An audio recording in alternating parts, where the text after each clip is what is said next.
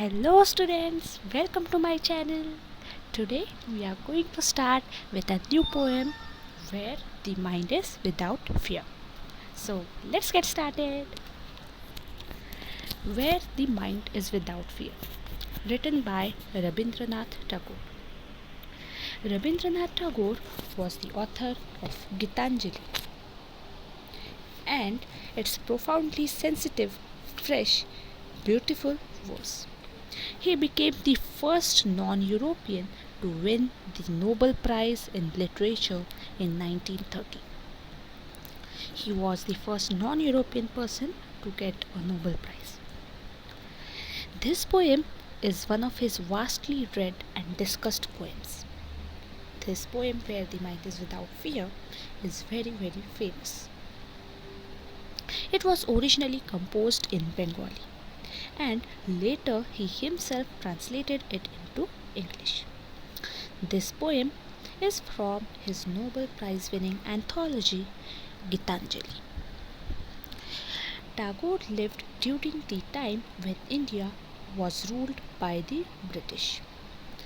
In this poem, besides political freedom from the British, Tagore also appeals to God for social, educational, economic freedom for the people of India.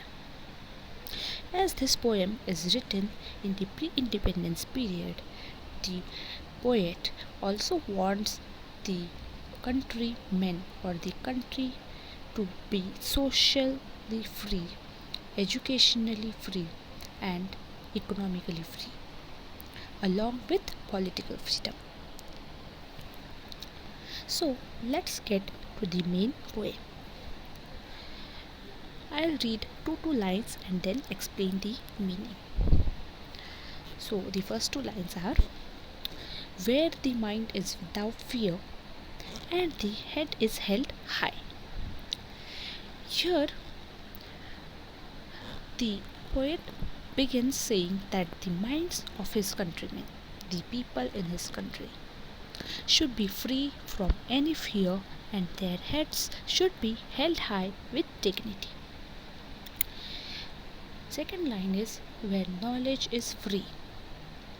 Here he wants the knowledge to be free for everyone and everyone should be allowed to acquire knowledge in his country. Next two lines: where the world has not been broken up into fragments by the narrow domestic walls. Here Tagore wants the world to be united and the world should not be broken up into small pieces. Fragments means pieces. And here narrow domestic walls means division on the basis of religion, caste and color in the societies and between the countries of the world. So here he says that the world should not be broken up into the pieces on the basis of religion, caste, class and color. Next two lines: where words come out from the depth of truth, where tireless striving stretches its arms towards perfection. So here he wants the people in his country to speak the truth sincerely, and those words should come from the depth of their hearts. Here tireless striving means continuous efforts and struggle, and stretches its arms means aims at achieving a goal. So in the line where tireless striving stretches its arms towards perfection, he wants to say that everyone should work hard to reach their goal and they should continuously strive towards perfection. They should do enough struggle so as to achieve their goals. Next two lines: where the clear stream of reason has not lost its way into the dreary desert sand of dead habit.